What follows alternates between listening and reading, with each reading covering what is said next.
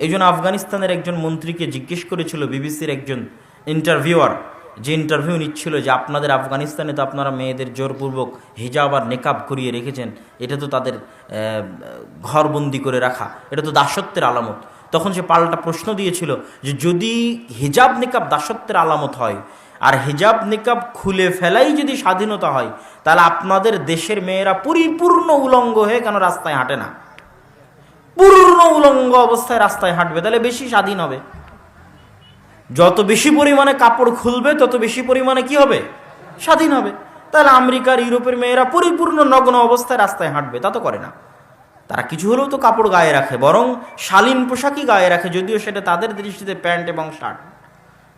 তো তারা যদি প্যান্ট শার্ট, আপনি কি জন্য পরে আছেন? আপনি যখন আমার ইন্টারভিউ নিচ্ছেন, আপনিও তো পরিপূর্ণ নগ্ন উলঙ্গ অবস্থায় আসেননি, তা আপনি কেন প্যান্ট শার্ট গায়ে দিয়ে আছেন? আপনার এই সামান্য প্যান্ট শার্ট যদি আপনার সামাজিক দৃষ্টিকোণ থেকে শালীনতা হয়, তো ওটার আরও বেশি পরিমাণ, আরও বেশি শালীনতা, ওটার আরও বেশি পরিমাণ, আরও বেশি সম্মান, আরও বেশি মর্যাদা।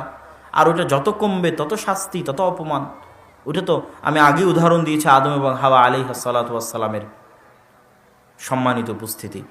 তো এইটা যে সম্মান, পর্দা যে সম্মান, যে পরিবার যত উন্নত, যে পরিবার যত ধনী, যে পরিবার যত স্বাধীন, যে মেয়ে যত স্বাধীন, যে মেয়ে যত উঁচু বংশের, যে মেয়ে যত উন্নত পরিবারের, যে মেয়ে যত উন্নত বংশের, ধনী বংশের, টাকা পয়সাওয়ালা বংশের, সম্ভ্রান্ত বংশের, ওই মেয়ের পর্দার ব্যবস্থা তত উন্নত, জনগণ থেকে তত আড়ালে, জনগণ থেকে তত অদৃশ্য, তত দামি, তত মূল্যবান।